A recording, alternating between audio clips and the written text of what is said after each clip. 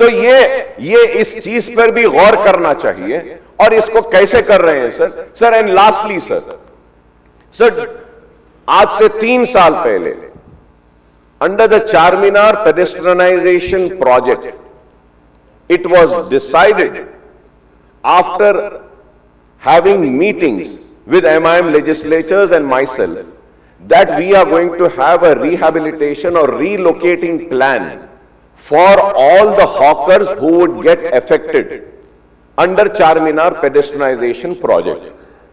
It was decided 3 bridges will be made, two at Nayapul and 1 at Salarjung Museum. A GO was issued, financial allocation was also done. तो मैं ये पूछना चाह रहा हूं sir, ये मूसी प्रोजेक्ट के नाम पर वो जो चारमीनार पेडेस्ट्रियनाइजेशन में पत्थरगट्टी से लेके मक्का मस्जिद तक छोटे बंडियां वाले डब्बे वाले हैं, उनको रीलोकेट करेंगे बोले थे। क्या इस प्रोजेक्ट का हिस्सा वो आज भी है या नहीं है? क्या आप ये प्रोजेक्ट चलते रहेगा? क्या आप वो 3 ब्रिजेस 4 ब्रिजेस का परमिशन देंगे? और वहां पे sir it's a beautiful drawing sir, beautiful drawings have been made.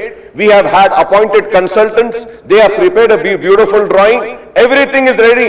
Kindly issue the necessary funds so that the bridges can be taken up and a Charminar pedestrianization जिसको लोग बोलते थे कि कभी हम सुने सर, हम सुने हम वो भी सर इस्तानबुल बना देंगे बोले सर। इस्तानबुल ने सर चारमीनार पेडेस्ट्रियनाइजेशन प्रोजेक्ट कर दिए, वो बोल के चले गए सर। अब ये भी आए हैं बोल रहे हैं, उम्मीद है कि आप करेंगे। तो सर मेरे स्पेसिफिक जो क्वेश्चंस है इसके ऊपर जवाब दीजिए। और अगर मूसी प्रोजेक्ट अगर ओरिजिनेट जहां से हो रहा और एंड जहां तक होगा तो इसके लिए कितना फंड रिक्वायर होगा, कितने इंक्रोचमेंट्स है, कितने लीगली लोग अपने पट्टे के बाद हैं और उनको कैसे हटाएंगे और आप कैसा उनको करेंगे? क्योंकि सर हम नहीं चाहते, हम तो अपोज करेंगे, क्लियरली कह रहा हूं हम अपोज करेंगे। अगर आप गरीबों के घरों को उजाड़ेंगे, उनको बेघर करेंगे तो मजलिस इत्तेहादुल मुस्लिमीन खामोश नहीं रहेगी सर। సో ఆ ప్రాజెక్టు కూడా అక్బరుద్దీన్ ఓవైసీ గారు, నేను ముఖ్యమంత్రిగా మొదటిసారి చాంద్రాయణగుట్ట పర్యటనకు పోయినప్పుడు అసదుద్దీన్ ఓవైసీ గారు ఇద్దరు మిరాలం ట్యాంకును ఒక పర్యాటక కేంద్రంగా బ్రహ్మాండంగా అభివృద్ధి చేయాలి, ట్యాంక్ బండ్ అక్కడ ఉండు కాదు, మాకు ఓల్డ్ సిటీలో ఒక మిరాలం ట్యాంక్ని అభివృద్ధి చేయాలి, జూ పార్క్ ఉన్నది పక్కల మిరాలం ట్యాంక్ ఉంది 450 ఎకరాలలో మీరు చేయాలంటే దాన్ని కంప్లీట్గా ఈ కన్సల్టెంట్స్కి ఇచ్చి ప్రపంచ స్థాయిలో అక్కడ ఒక అభివృద్ధి పర్యాటక కేంద్రంగా మార్చాలని చేసి ఈరోజు 450 కోట్ల రూపాయలతోనే మిరాలం ట్యాంక్ మీద బ్రిడ్జ్ కట్టడమే కాకుండా ఆ ప్రాంతాన్ని అభివృద్ధి చేయడానికి టెండర్ పిలిచి పనులు జరుగుతున్నాయి అధ్యక్ష। రాబోయే 2 సంవత్సరాలలో ఆ ప్రాజెక్టు కూడా పూర్తి చేస్తాం అధ్యక్ష। ఓల్డ్ సిటీ అని నెగ్లెక్ట్ చేయలేదు అధ్యక్ష।